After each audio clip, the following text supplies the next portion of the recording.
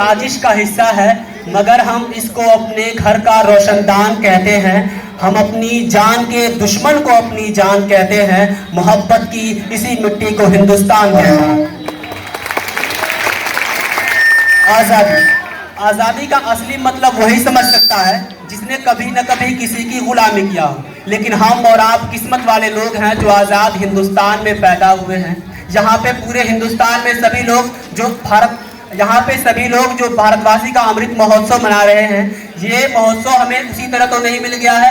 इसके लिए हजारों लाखों स्वतंत्रता सेनानियों ने अपने खून का एक एक कतरा बहाया है, अपने घर बार को लुटाया है, अपनों को खोया है, कई कई रातों की नींदों को उड़ाया है। और जब जब फांसी के फंदों ने पुकारा तब जाकर के फांसी के फंदे को चूमने का काम किया है। तब जाकर के हम और आप इस खुली फिजा में सांस ले पा रहे हैं और आज़ादी का अमृत महोत्सव मना रहे हैं। साथियों, एक तरफ तो हम आज़ादी का अमृत महोत्सव मना रहे हैं, लेकिन दूसरी तरफ अंदर ही अंदर हमसे हमारी आज़ादी को, हमसे हमारे हक को, हमसे हमारे हुकूक को छीना जा रहा है।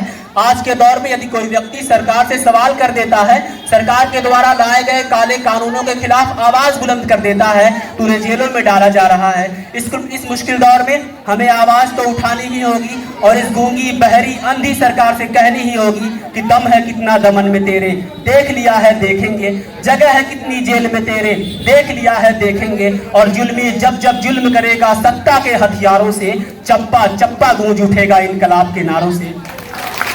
रेल बेच रहे हो, खेल बेच रहे हो, एयरपोर्ट बेच रहे हो, पोर्ट बेच रहे हो, सड़क बेच रहे हो, बिजली बेच रहे हो, पानी बेच रहे हो, पूरा हिंदुस्तान बेच रहे हो। जो डलहौजी न कर सका वो ये हुक्काम कर देंगे और कमीशन दे दो तो देश को नीलाम कर देंगे। इस देश की संपत्ति किसी की निजी संपत्ति नहीं है दोस्तों। इस देश की संपत्ति 130 करोड़ लोगों की संपत्ति है। ये देश, ये रेल, ये ट्रेन, ये सड़क, ये बिजली, ये पानी, ये किसी की निजी संपत्ति नहीं है, बल्कि 130 करोड़ लोगों ने अपने श्रम से, अपने परिश्रम से इन संपत्तियों को सींचने का काम किया है। वो लोग सपूत कहलाते हैं जो संपत्तियों को बनाते हैं, और वो लोग कपूत कहलाते हैं जो संपत्तियों को बिगाड़ने का काम करते हैं। साथियों, एक तरफ तो हम आज़ादी का 75वां अमृत महोत्सव मना रहे हैं, लेकिन दूसरी तरफ इस देश के भीतर 75 साल के कैरियर में सबसे ज्यादा महंगाई और सबसे ज्यादा बेरोजगारी अगर कभी थी तो आज के दौर में है। आज के दौर में आपको पता है, यहाँ तक कि दही, नमक, चीनी के बाद यहाँ पे नमक के ऊपर भी टैक्स लगा दिया गया है। और आज़ादी के अमृत महोत्सव पे आप सभी देशवासियों को तोहफे के तौर में दिया गया है।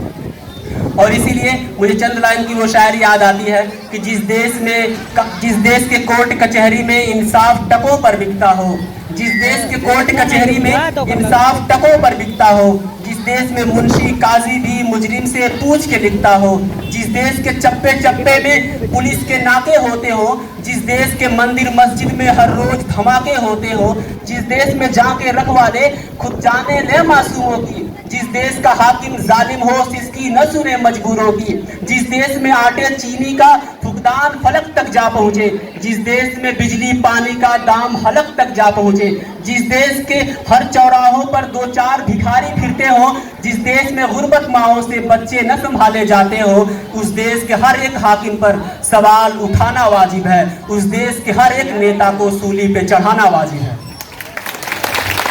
और जाते जाते बस यही कहना चाहते हैं कि वक्त आने तो बता देंगे तुझे या आसमां, हम अभी से क्या बताएं क्या हमारे दिल में है। वक्त आने तो बता देंगे तुझे या आसमां, हम अभी से क्या बताएं क्या हमारे दिल में है। सरफरोशी की तमन्ना अब हमारे दिल में है, देखना है जोर कितना बाजुए कातिल में है। जय हिंद, जय भारत।